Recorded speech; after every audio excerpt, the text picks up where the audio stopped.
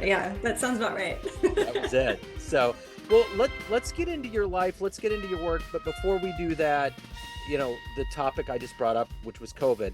How did you survive that time period? I mean, we were going through this timeline thing. No one really knew how it was going to play out. But now that we're in this kind of quote unquote post-pandemic era, how did you make it through and how did it change you? Oh man, yeah, that is an interesting question. So the pandemic in the beginning didn't have too much of an effect on me personally, other than that I had two children and I then had to figure out how to get the oldest to school in the house, and then the youngest was like under one. So that was very difficult, but I was already working remote. So from a work standpoint, it wasn't too much of a shift. But I will say about halfway through the pandemic, I lost my brother in a very unexpected way, Wow. and that was my pivotal moment in that space. It was kind of, you're exhausted from the pandemic, you're exhausted from being isolated, and then that happens. And I took a look around and I was leading a global marketing team, and I loved everything. I loved the team, the work, all of it. But when that happened, I realized it became a luxury to put my kids to bed at night, and that was not the life that I wanted to live. So that was my big pivot moment where I leaned more into my yoga certification and my community building through marketing, and then naturally just people coming to me for guidance and coaching and things like that. So not at the first part of the pandemic, but definitely during that time was a big shift in my life. I feel like the world has a different grit and strength to it. I almost feel like there was that series on HBO called Left Behind about the rapture, which happened on the 14th of October. So it was the dude that was married to Jennifer Aniston for a little bit. Justin Theroux was the main actor. Oh, wow. Steven Tyler's daughter was in it. But anyways, it was based on the book where there was like the day after the rapture, and everybody had to go through the philosophical thing, like, why was I left behind? I go to church every day. And then there was another guy that was like completely roaring through life and was still, here and all that. So anyway, I think sometimes when I look around that we're all kind of in that boat right now. There's a part of us that have gone through something extreme. No one's seen it in a century. All of the people that existed during the Spanish flu are gone. We don't have any of those stories or that biological lineage. So it's almost like we're kind of like, wow, we're in a new era of living and we're all renewed. You had epiphanies. You decided to live differently with more vigor. And I think that most people do. Even if they don't think they are, I think there's a level of us that had to get a little stronger about how we lived. Yeah, no, I half jokingly say that instead of the stipend everyone was sent during the pandemic, Yeah. that we should have been given like psychology money, like to go see a Uh-huh. therapist. We all needed therapy, whether we knew it or not. We all went through something massive in that time because Yeah. you're right. It's something that we hadn't seen in so long. And I think maybe the closest thing would be like the polio, pandemic. I Yeah. don't even think it was a pandemic, but polio was affecting Uh-huh. people and had to be isolated and quarantined, and that was a big deal. So yeah, it was definitely a different, more challenging way of living. Yeah. So you almost operate as kind of a light in the dark for people. You're leading them to their dreams and where they want to be. So let's get to the heart and soul of exactly what you do. I'm going to put you in front of a bunch of grade school kids. It's career day. And one of the kids says, "Hey, what do you do for a living?" How do you answer that child? Yeah, so I would say the kids don't have a problem figuring this out Yeah. because their imaginations and their creativity is so free. But as you get older, you lose that. So I help adults tap back into what it is they want to be when they grow up. Yeah. Um, it's basically anyone who's getting stuck. I help them get through that, and I can definitely take that much beyond the fourth grade or fifth grade, whatever example you gave. But Yeah. that would probably be what I say to them. So what did you want to be in the third grade? What was your dream? That is such a funny question because I wanted to be a cab driver. Oh, wow. So did you like the show Taxi or what was what? I did watch Taxi actually, but I loved the idea of having someone new in my world every, Yeah. 30 minutes, 15 minutes, 20 minutes, whatever it was, and just learning more about people and getting to know people. Obviously, that's not where I ended up going, Yeah.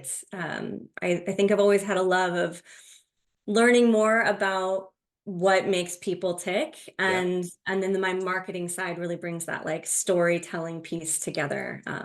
That's what I wanted to be. I've learned so many things from people that have driven either cabs or Lyft. I remember when I was in Chicago, we went by Trump Towers, and we were just talking about how no one has their name on the side of a building. And he had the whole story, and he was from like Pakistan, all right? And he had this whole story about how there was a legality of how far up you can put the letters and how they found this legality. And it all makes sense now with the litany of litigation that's gone into this modern realm of clownery we're living through. So it's all like, but it's amazing how many things they know and how many of the drivers come from other countries and know infinite amounts more about this country than we do. And Yeah. it's crazy, But you're the first person that's ever said taxi driver, and you may be the last one because I've never heard that. That's very cool. Um, so let me ask you this. How did you get to this point where you climb the corporate ladder, you've got to a point where you're helping leaders become better and you're helping people find their way? How did all of these seeds get planted to grow into this career that you have? Yeah, I think it was always there. But you know, the young kid in me, after I guess the taxi driver sort of phase, I wanted to be, the president, the first female president, or some massive executive power. I never wanted to be married. I never wanted to have kids. I'm married and I have kids. But I've always had a drive to build something for myself, or be part of something bigger. And so that took me, and then, like I said earlier, that storytelling piece was really important to me as well. So I found marketing just kind of naturally, through a friend. And I started building communities, telling stories, connecting with people. And what I loved about it was, understanding your audience so that you can speak to them and you could go to where they are. Yeah. So I was already building those communities when I had that sort of life-shaking moment. I ended up partnering with a business partner, and we had always been talking about building something more. And and so we built our own community for ourselves, and it was an executive community, and it was beautiful, and it fostered, and it was glorious. But he and I decided to separate and do our own things. And through that process, it was really, like I said, I leaned more into my yoga training, and I found that people were organically coming to me for support and for help through that transition phase, whether they're actively looking for something or passively looking for something. And a lot of my clients, come to me with the golden handcuffs, and they just don't know what to do. Yeah. And so it just, like I said, organically happened where people gravitated, and I found that I was able to help, and I built a program around it. So that's Yeah. the journey. Yeah. So how do you find that balance? Because it's not like you just have a regular job that you're going to. You're in the business of helping people and you have to give a lot of yourself. So how do you save enough behind to evolve and to feed yourself as a human being, yet give what you need to give to the client? Oh man, that's a really powerful question. And it's really important because you're right. You have to be there for your client and be active listening and everything. So I'm very mindful about, I'm also an introvert, even though people wouldn't guess that most of the time. So I'm very mindful about my time. So I carve out time for yoga in the mornings. I try to meditate, once a day, at least 3 times a week, and I journal. And then the time with my clients as well, I track everything. We share a doc together, so that I don't have to keep everything in my brain all the time. Yeah. So yeah, I just make sure that I have those times and spaces for myself so that I can be there for my kids and my family and my clients. So who's been a hero for you, an inspiration, someone that's fueled your drive in life? My dad. Yeah. Yeah, he's an entrepreneur and he's much older now, but he always operated with empathy and morals and is just a really kind human. And I always looked up to him, and he was also just a goof Yeah. and always young at heart. So he just was always somebody I looked up to, admired, and wanted to learn from. Yeah. So who would be a dream client for you? So let's say you could anybody on the planet, whether they're famous or anybody that you admire, if one person you could work with and get to know them and help them, who would that be?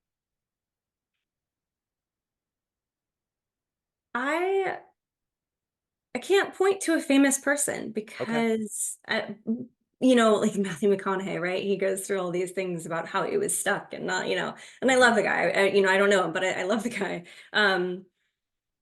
I think there's a lot of people in the famous realm who probably could use some sort of backing up and saying to themselves, okay, well, this is what society expects of me, but this is what I actually want.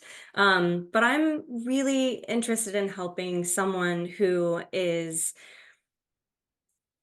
through their career and in a space where they're either extremely successful at what they're doing but they're not happy, Yeah. or maybe they're just like empty inside. So that doesn't have to be a famous person or a very specific person, but just someone who just is ready to explore and be honest with themselves. I think that's the hardest part of really the client work is I get working with somebody, and sometimes it requires some serious change and it makes you uncomfortable, and people want to back away from that. And so I just would say anyone who's committed to going through the process and understanding that it's going to be uncomfortable and it's not going to be easy, but it will be worth it. So of all of these clients that you have that you're helping, what's the most surprising common characteristic that you get approached with a client? Like, for instance, you saying they're wildly successful, they've done well, they have money, they have this. It's like, well, most people think, yeah, then you should be fine. But there's a lot of unhappiness and dissatisfaction, just like with people that don't have money. So, what is a common thread that you find that was surprising as you started this that's remained constant? That everyone is insecure. Right. And truly, I've helped $1 million earners, and you would think exactly that, like very well-off individuals who are well known in their field and their organizations, and they feel trapped because they have never actually had a moment to themselves to really say, this is what I want. Hmm. And actually, the most surprising thing that's kind of bubbled up out of all of my clients, literally all of them, they all have some sort of artistic ability that they don't hide, but they don't lean into. I've musicians, artists, Interesting. I mean, you name it, I've had them. I'm a potter, but I've had potters too. Yeah. And it's so interesting to me because I really do believe that everyone is creative, and that has been stifled, and that's part of why it's hard to find truly like what it is that you love, because you're so focused on being successful, but success looks like so many different things to different people. But that common thread of being an artist or having some sort of creativity in all of these people is it's really beautiful. It's fascinating because I think that a lot of these people that are coming to you want some level of like feeling peace or therapy, so to speak. And I remember reading years ago about how they would do watercolor classes in senior living centers. And the level of just creativity and being in that world, no matter what they create, is in itself like growing synapses that snap or dendrites that are damaged. Like it literally will regenerate your brain. And Yeah. if you can have that, if someone can like tap into that creativity, whether they feel like they're going to open up for the Stones or they're going to be in a massive museum, it's more of the act of doing it that's going to be therapeutic and maybe lead them to the place they want to go to.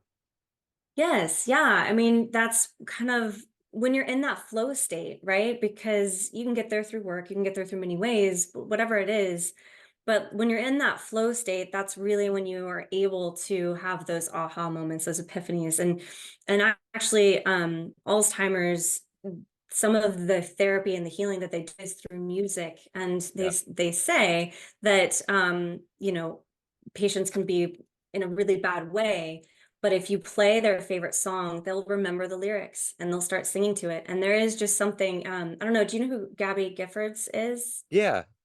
Yeah. From Arizona. She Yeah. got shot at the grocery store. Yeah. Yeah, I mean, terrible, terrible. Yeah. But the way they helped her learn how to talk and all these things was Hmm. actually partially through musical therapy. Um, Interesting. so there is something just very deep and in us with, music especially, but just creativity in general, that Yeah. it really gets to the core of who we are. There was a story I saw or read years ago where there was a guy that was in an Alzheimer's unit and he used to be a musician and they played the tune and he just started playing it on the keys. Guy couldn't do anything else, very limited mobility. But once that happened, that olfactory sense came through and it just invigorated him and he just went, it's powerful. I remember it doesn't make any difference like what you believe one way or another, but I remember the morning, I'll never forget this, the morning after Kurt Vonnegut died. I remember there was a radio. I always have to have sound in rooms. So the NPR was playing. And they said that Kurt Vonnegut was a notable atheist. But he said the only reason why he would have ever believed in a higher power or a deity was because of music. That was Mm. like his main thing. And it's funny how there's just things that, like music that are in itself spirituality. So it's wild. Yeah, I don't have the numbers never stay in my brain, but it's, music is the only thing where your brain can actually focus on multiple things at once and make it make sense. Like Yeah. usually you can only focus on one thing, but music makes it so you can actually understand more than one thing at one time. It's really Yeah. impressive. For sure. My son's on the spectrum, and there was a song that he used to always sing. There was an indie artist in Austin named Daniel Johnston, Mm. and he used there was it was called Fake Records of Rock and Roll, and it just got in his head, and it was like when he was trying to learn how to speak, it took him a while. That was like the catalyst, and it's wild how that works. And I've Mm. interviewed music therapists too, who it's huge. It's a huge therapy vehicle. So I'm curious with you, what gets you up every day to do the work that you do? What is your ultimate motivator, gas in the tank that allows you to not only help others, but to also evolve as a human being? Yeah. I don't want people to end up in an unfulfilling career or an unfulfilling life. And I do want to help people find what ignites them and gives them passion. And I hope that my kids will see what I'm doing and how I'm helping other people and not fall into, a corporate trap or just anything that makes them sacrifice who they really are. So that's what gets me up and keeps me motivated. Yeah. So let me ask you this, of all the things that you've done and evolved into, what are you the proudest of?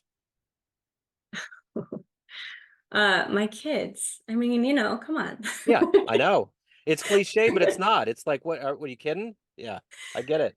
Yeah, especially because I didn't ever want kids. Yeah, So and now I can't even imagine. So yeah, yeah, my kids. yeah.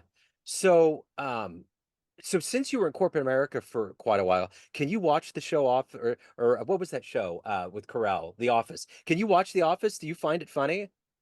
I think it's hilarious. Okay, see, Oh I can't. my I can't do it. I've tried, and it's like like 3 or 4 months ago, my wife was like, just give it a shot. Just let's just see if you're on detox. I'm like, I can't do it. I just don't like I love comedy. I'm absolutely feel like there's just a whole terrain, but there was so many things I think I saw in corporate America that was like, I can't do it anymore. Like gosh. just the whole thing. So anyway, I'm always curious with people that have been in corporate America for a while if that translates and it works well. And it works for most of the world. So Yeah. yeah. Maybe my trauma is different. Right. All of it's different. That's a good way of putting it.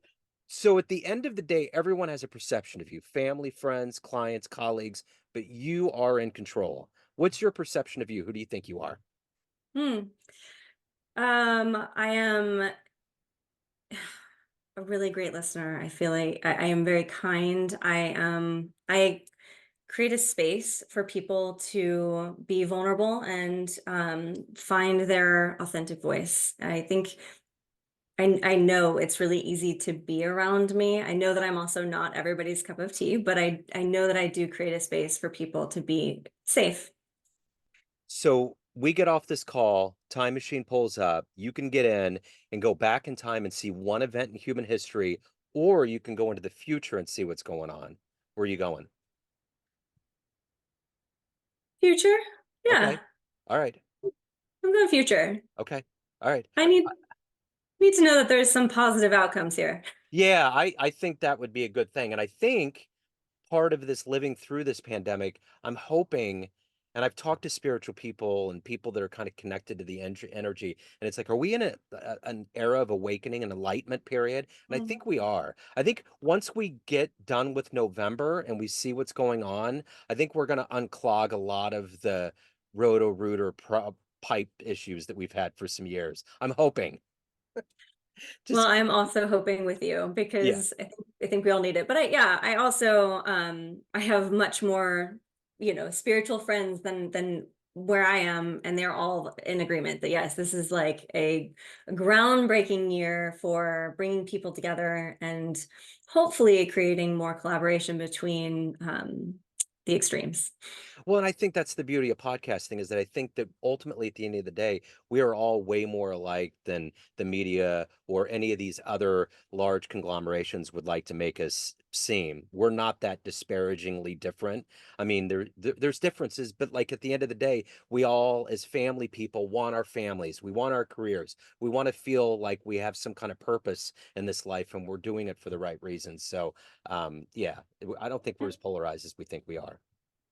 No, I don't think we are at all. That's part of the work that I do with my clients, so too, is getting very clear on your definitions of words because we're all for education, right? But education for one person versus another person looks very, very different. And I think that's where the devil lies in the details. Yeah, for sure. So if anyone wants to hire you, reach out, learn more about what you're doing, all the good business, where do they go? CapturingKairos.com. Okay, Yeah. excellent. This has been wonderful. Thank you. Thank you for your story. Thank you for your time and keep doing the excellent work. Thank you, Joe. I'm so happy to be here. Me too. Thank you.